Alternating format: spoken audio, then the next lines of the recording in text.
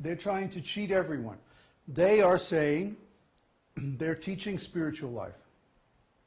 But if you look at their activities, they're still engaged in the same material sense gratification. What's the difference? Huh? This one famous spiritual teacher, he's, giving so-called Vedic mantras and all this stuff, teaching Ayurveda and so many things. But we know one of our early students was this lady who was just a young girl when Maharishi first, when this spiritual teacher first came to the United States.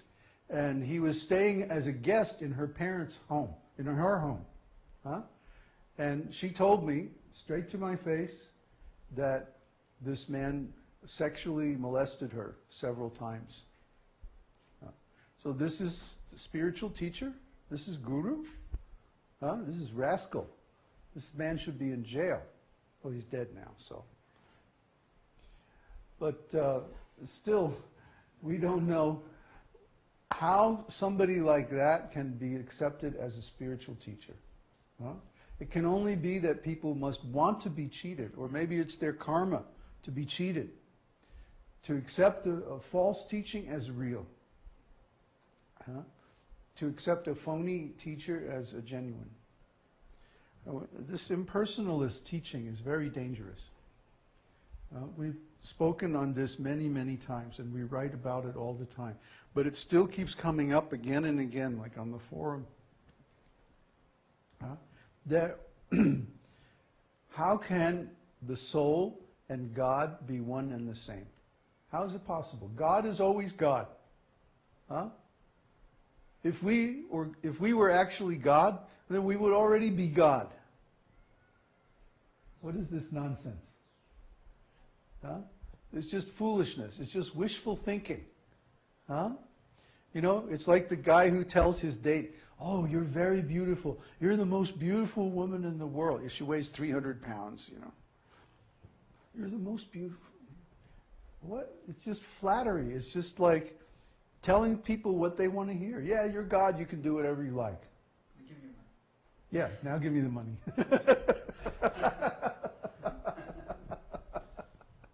Because nobody wants to accept discipline. Nobody wants to do the hard work. Nobody especially wants to change. They don't want to work on themselves. They don't want to improve. They don't want to increase their knowledge.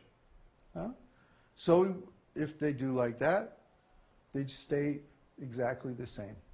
They remain exactly the way they were. They don't improve. They don't change. They don't make advancement. This Buddhist philosophy that everything is nothing, and this rascal impersonalist philosophy that we're all God, this is the cause of all the evil in the world today. Why do I say that? Because if everything is nothing, and at the end of life we all just disappear into nothingness, then whatever we do in this life doesn't matter. If there's no reward or punishment after death, no different destinations or different destinies in the next life, then what does it matter what we do? Do anything you like. Rape, steal, kill, pillage, burn, murder, wars, whatever. Just do it. Have fun. This is the most nonsense philosophy in the world. And the next, second most nonsense philosophy is you're God, you can do anything. Prove you can do anything. Create a planet. Just a small one.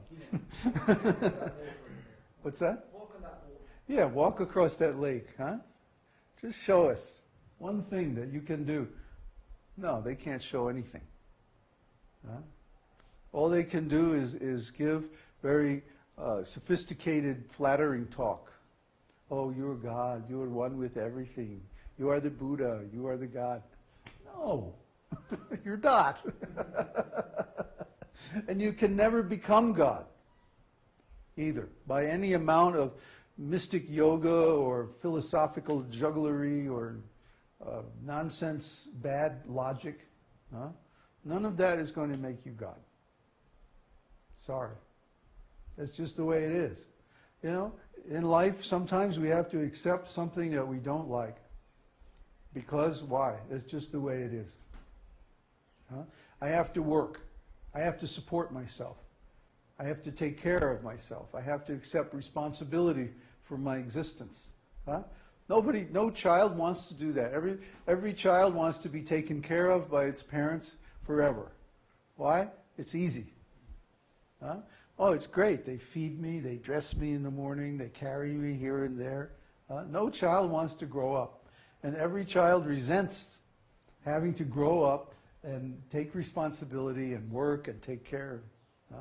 But what other alternative is there? Starve? So we do it. And somehow or other we solve this problem according to our abilities. This is where you see the difference in intelligence among different beings, human beings. See? Some people try to solve the problem by brute force. I'll go out and work in a coal mine, or a factory, or, or becoming, I'll become, a garbage collector, or some laborer, or something like that. And then they do all this dirty, horrible work. This is called ugra karma. Ugra karma means unnecessary, dangerous, dirty, contaminating work. It's degrading, actually. It makes your consciousness go down. It's work in the mode of ignorance. So they're working. Just like one man was describing to me, he was working as a welder on the pipelines in the oil fields. Welding is when you take a torch and you put two pieces of metal together with, And so they're all working very hard, 12, 14-hour days out there in the oil fields. And to get them to work that hard, the oil company would come out with a case of whiskey and just pass out. Anybody who wants to work overtime today gets a bottle of whiskey. Big carrot. Yeah. So like that, they would encourage them to work hard by giving liquor, intoxication. Work and get stoned. When we worked in the computer game industry, Henson, the computer game company, gave us huge big buckets of coffee seeds coated in black chocolate. So eat Wonderful. this and never sleep again. Yeah, right. Stay awake. Have some chocolate. Right, work harder. That's why every office has a coffee machine. There's no office that does not have a coffee machine. Because they know, you drink the coffee, you get all wired, and you're manically doing your work. But we understand that this is called ugra karma. This is unnecessary. Why? Because any human being with a little intelligence can get together a piece of land and a couple of cows. Prabhupada said, one family, 2 acres, 2 cows. And you can make it. You can survive. You don't have to work, hardly at all. How much work is it to take care of 2 cows? Like 30 minutes a day, maybe, yeah. That's if you have to milk them. And if they're not milking, then just let them cut the grass for you. So, by this method, nobody has to work. So then why are we working so hard? Because the rascals, they have convinced us that the only purpose in life is sense gratification. Therefore, we have to get all these unnecessary things. Big house, nice car, so many appliances and this and that. And oh, by the way, for sense gratification, we all have to have a separate place. So nobody knows what we're doing, because actually what we're doing is very nasty. So we don't want anybody else to see or know. So everyone has to have their own place with a door that locks, and nobody else can come in. And then that means everybody has to have their own water heater, their own kitchen, their own refrigerator, their own car. You look at the highway in the morning, how many people are going to work with just one person in the car? What is this? I mean, we see here in Mexico, a lot of people don't have cars. And so they take public transportation like bus and like that. And it's so much more efficient. And it's not really a big problem. Once when our car was broken, we had to take the bus into the town to get the parts to fix it. And I mean, the bus comes right in front of our house. We live in this tiny little village in the middle of nowhere, right? But the bus goes right in front of our house. So all we have to do is stand at the front gate and the bus comes, picks us up, we can go to town. 18 pesos. What's that, $1.80? Yeah. And if we're taking the car, just to go to town and back, costs about a little more than 100 pesos in gas, $10. Because it's an hour trip each way on the